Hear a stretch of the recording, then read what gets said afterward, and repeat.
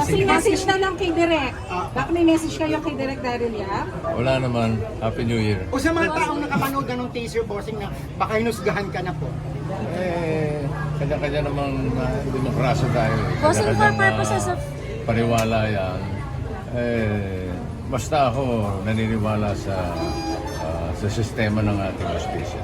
Bossing, for purposes of balance po, has anybody from the production nung ginagawa yung movie ever sought for your side? Wala.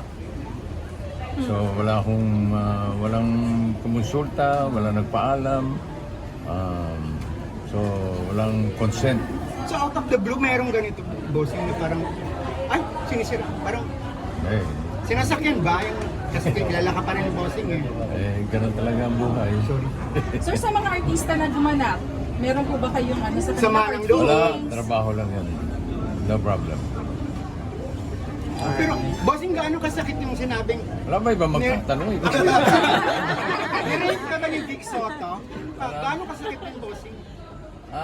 Hinighlight kasi. No comment ako dyan. Sa akin na yan. You know naman, I'm a very private person. Hindi Sir,